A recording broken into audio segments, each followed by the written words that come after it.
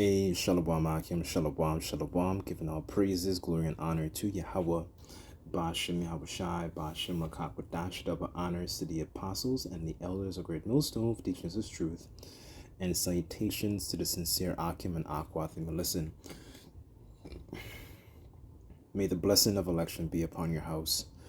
My name is Raquai. I'm back in here with another quick on Lord's will, as always, an edifying lesson. And for today's lesson, I wanted to discuss how the Lord will remove undesirable people, from you, to teach you self-respect. The Lord will remove undesirable people, from your life to teach you, self-respect. Because one of the things that, that is produced in having a sense of, or having a healthy fear of the Lord, is the fact that it creates within you a certain level of uprightness and a certain level of care, love, because we understand really and truly what true love is, right? Is basically to keep the commandments. As a matter of fact, let me start off with that, actually. It's not a according to the ways of how the world thinks about it, right? Let me just grab that real quick. First John,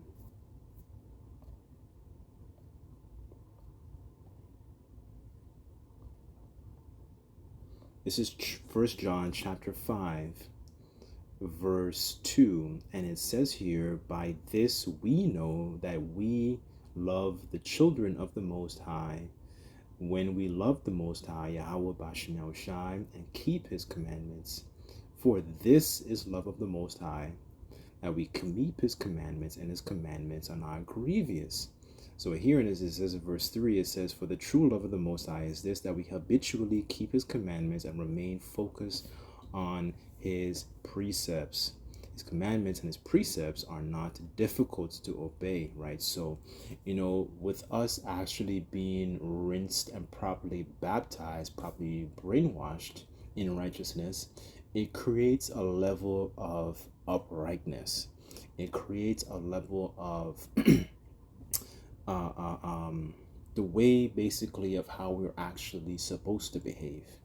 And then being in tune and keeping the Lord's precepts and actually meditating on these things, it basically causes a division between, people, yourself, and then people around you. And a lot of our people will use that, as an opportunity to try and maybe take advantage of you, right? Because they're not operating on the same frequency as you, because they're not in tune with their maker, especially our people. You know what I'm saying? So saying that to say, you might be in situations where you might actually live with family. You might be in situations where you're in close proximity to either like parents or siblings, or people who you had so-called decent relationships with. But because they don't have that true love of the Most High, Yahweh Bashem Yahushai, sometimes you'll find in certain situations that you might get into, they might try to take advantage of you, and that might be people you might be close to. Like I said before, it could be siblings, it could be friends, it could be parents, extended family. You know what I'm saying? So what the Lord will do is to basically put you in situations, as a method of chastising, to teach you self-respect, because you start to open up your eyes and realize that these people are not really decent, good people. You don't always want to extend that same, love and courtesy towards them, because not all the times they do deserve it or appreciate it, right? Let me go here. Let me go to the book of Sirach. I want to get two, actually.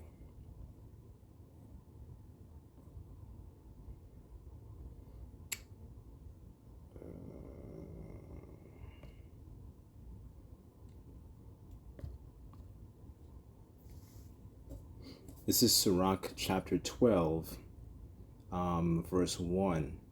And it says, when thou wilt do good, to know to whom thou doest it, so shalt thou be thanked for thy benefits, right? So, there are certain people, you don't do good to them. Let's just, be honest, because not all the time they actually show that appreciation for the things that you do good for them, do good to them for. They don't actually appreciate it because you might be keeping in mind the that same love, that same, okay, this is probably an opportunity for me to actually, you know,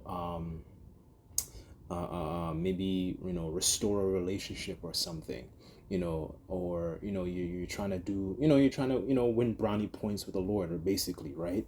By doing something good, right? Because the scriptures talk about how charity covereth a multitude of sins, right? But not all the time that might be reciprocated, where they might actually use it as an opportunity to take advantage of you, right? The scriptures say that the seeing eye and the hearing ear, the Lord had made both of them.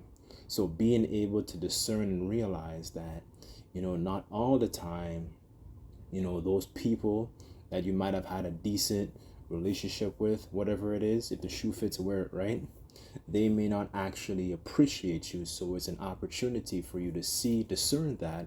And then it's an opportunity to learn to basically pull yourself back because they do not appreciate you. You have to look at yourself and think of yourself as somebody profitable, as somebody valuable, because a lot of our people, they don't actually appreciate, well, first and foremost, they don't really ultimately appreciate Yahweh Bashim El Shai, through his prophets, because the Lord's prophets are really the ones to be able to actually bind them up, heal them, via this word, right? But our people don't. They take it as an opportunity to scoff and mock and so on and so forth, right? So, like I said before, I'll read it again. This is Sirach chapter 12, verse 1. And it says here, when thou wilt do good, know to whom thou doest it, so shalt thou be thanked for thy benefits, right? So you might be going through particular situations where you might try and, mend a so-called relationship, so on and so forth. You might see it as an opportunity to do good, but then you realize when you try to continuously do it, through your different experiences, you realize, okay, this is not actually yielding any it's not actually going anywhere, right? So this is an opportunity, or this is a telltale sign for me to actually pull back. You have to look at yourself as somebody who is valuable, right? So let me go here. I'm going to get another one here in Sirach.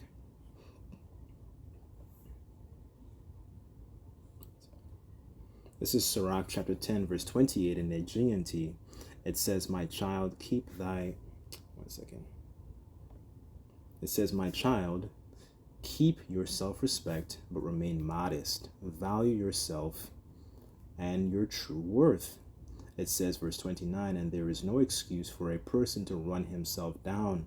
No one respects a person who has no respect for themselves, right? So, you have to carry yourself as somebody who has self-respect, right? A good example of that, when you go into Jacob's story, when Laban kept changing his wages, Jacob, realized, like, okay, let me actually remove myself from this situation and let me pull back.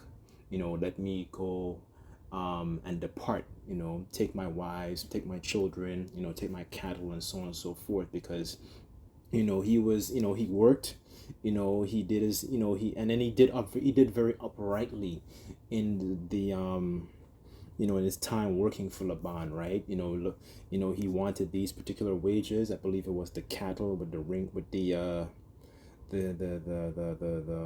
spots, the blemishes, and they had ring streaks on them.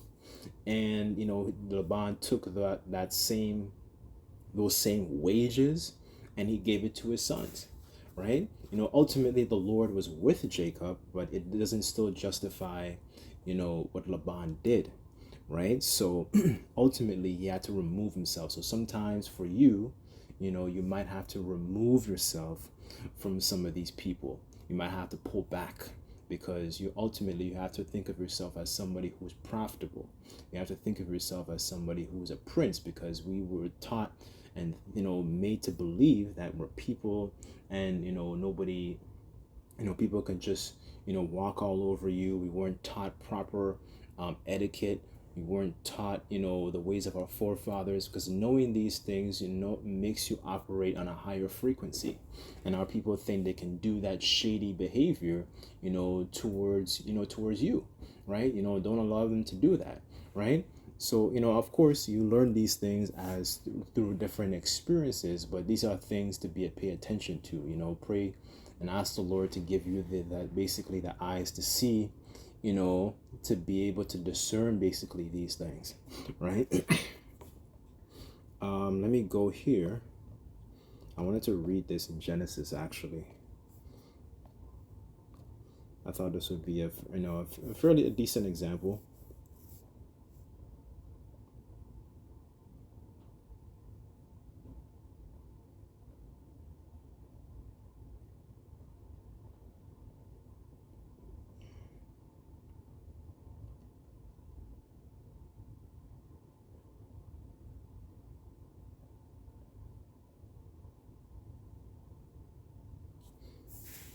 Okay, this is Genesis chapter 37, verse 18, and it says here, "And when they saw him afar off, and even before he came near unto them, they conspired against him to slay him.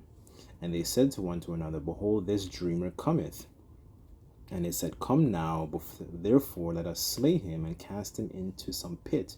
And we will say, Some evil beast hath devoured him, and we shall see what will become of his dreams. And it says, And Reuben heard it, and he delivered him out of his hands, and said, Let us not kill him. Reuben said unto him, Shed no blood, but cast him into the pit that is in the wilderness, and lay no hand upon him, that he might rid him out of their hands, and deliver him to his father again. And it came to pass, when Joseph was come unto his brethren, that they stripped Joseph out of his coat of many colors that was on him. And they took him and cast him into the pit, and the pit was empty, where there was no water in it." So this is basically the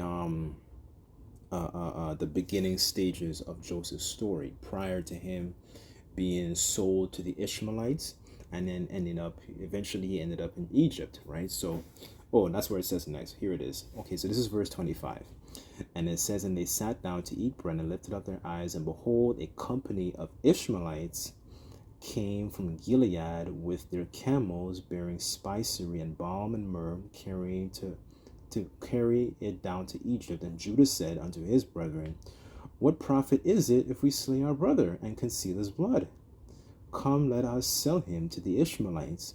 Let not our hand be upon him, for he is our brother and our flesh," right? So basically the other brothers conspired to to get rid of Joseph, right? Joseph had these, he had this coat of many colors, Israel, Jacob, speaking of Jacob, he had, he really loved Joseph, right? And Joseph basically had a talent, he was able to have these different dreams and so on and so forth, right? And there was a lot of envy, between Joseph and, I believe it was Reuben, was the other brother, if I'm not mistaken. Yeah, it was Reuben and Judah, right? So eventually, Joseph ends up going into slavery, and then he ends up in Egypt, and he starts working for the Pharaoh, like managing, being like an overseer in the Pharaoh's house. But the point I wanted to read this was because, Joseph basically had to be taken away, from these brothers, right? Ultimately, it was for his self-development, right? And the overall, in the grand scheme of things, it was able to actually put ourselves in a high position, where we'll actually be what's it called, I guess like a beacon, within Egypt, right? Because Joseph was basically, he ended up, he went through his ups and downs, but like when you go through his story, he was able to actually interpret the Pharaoh's dream, and eventually he was very looked upon very favorably, because of the action plan he was actually be able to put together, to actually help Egypt with, because they had that time of famine and they had that time of abundance.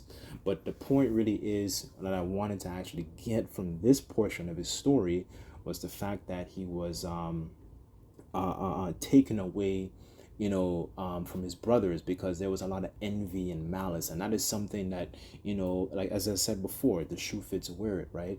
You might have people that actually might feel this kind of way, about you, because they realize that you're no longer the same person that you're actually, you used to be. You're actually making a conscious effort, through the spirit and power of Yahweh Shem Shai to actually, utilize your gift and actually make a change, to be actually to put on that new man that's actually clothed in righteousness, because the scriptures say, to put on the elect, right?